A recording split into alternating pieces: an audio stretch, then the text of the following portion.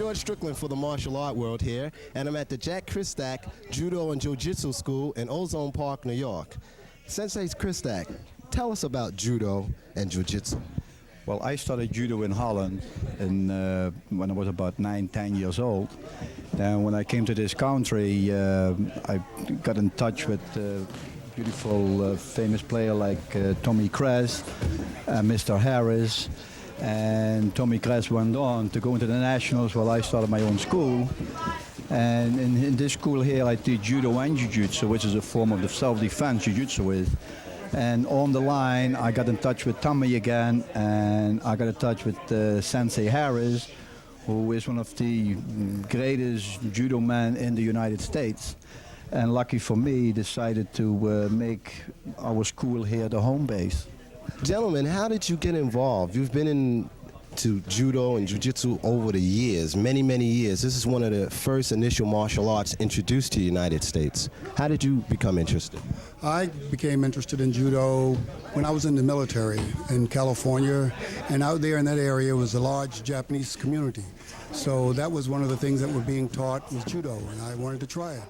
I tried boxing, as you can see, and decided that wasn't really where I wanted to be, although I gained to be a champion there in Philadelphia of Golden Glove. I still wanted to do something else, so I started taking Judo at the age of about 21 and stuck with it ever since. And how did you two gentlemen meet each other? Well, Jack here offered me to do a clinic here one evening, and they said they would pay me, and I said, okay, I will do this clinic. And after the clinic, I liked the players here in the school so well that I told him that I will come back and teach whenever I'm in the area and won't charge a thing as long as he let me come to the school and teach. He agreed that I could come and teach for nothing, and I agreed to come, and I've been here for about 5-6 years now. Almost to 10. Oh, is it that long? That is already that long. Look at your gray hair, you can tell. Anyway, I've been here for a long time, and I really enjoy the club. It's a great club. We have a lot of great guys here, and most of the guys here that you see in the background, the big guys, grew up here. They started out like the little guys that you see here playing, and Jack has been sort of a father, and this club has been like a haven where they could come and they could bring their studies here from school, or if they just wanted to get away from home for a little while, they had a place they could go, like a boys club. Now this is showing the training that they have to go through. These are called rollouts. This teaches them how to fall without being hurt. They learn to slap the floor just as they come over. So all the noise you hear is mainly the slapping, not the body hitting the floor. And in a minute we'll show you what it looks like to make some of these throws that they're using this rolling for. We even put our beginners in here. Here we have a father and his son. He started because his son was in here in the class. His son is a green belt, I believe, up there, or blue belt, and the father just started about 6 months ago.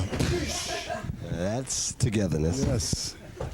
He says, that kid is getting larger, and I'm going to have to take care of him, so I better learn something. This is one of the favorite throws of the contest. It's called Ippon Seiwenagi. This is Tayotoshi, another one of the favorites. Again, Tayotoshi. Describe a little bit of the elements in that throw. Okay, what they're doing is you have to be very agile enough to turn and move around in front of the person to lower your body below his center of gravity. Everything requires throwing is center of gravity, except for the sweeps like that. That's just timing, pure timing. You catch the person off balance, and as the person stepping, sweep his feet out from under him.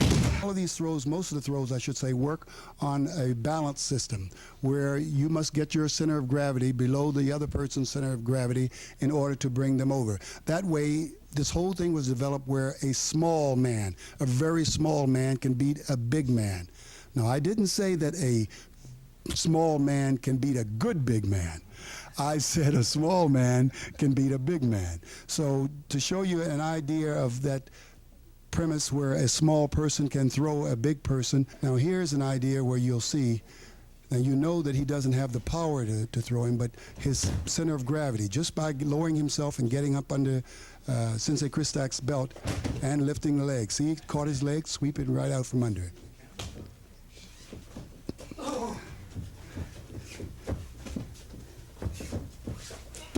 Okay, Osotogari, a very tough one. Serinagi, let's do Serinagi, Benny. Serinagi. Okay, good, thank you. All right. Now that gives you an idea where the little man can beat the big man, and that's how judo was developed. And the same thing, and this is why you see in the movies a lot of women a guy will grab a woman around the neck and she'll turn and throw him, because it's very easy. All she has to do is get her center of gravity under his and she can bring him over. And a lot of these techniques that Jack is showing, this is taught to the military police, I know, because that was part of my job when I was in the military, was teaching them hand-to-hand fighting. And since then, I've been here at this school, and I know that Jack has taught some of the different housing security or police, and these are techniques that they can use, the different wrist techniques and come-alongs and takedowns for guys who get unruly, or when they're trying to get someone out of a building, or a drunk, or someone who has attacked someone. They have to put him down so they can handcuff him. All of these techniques are taught.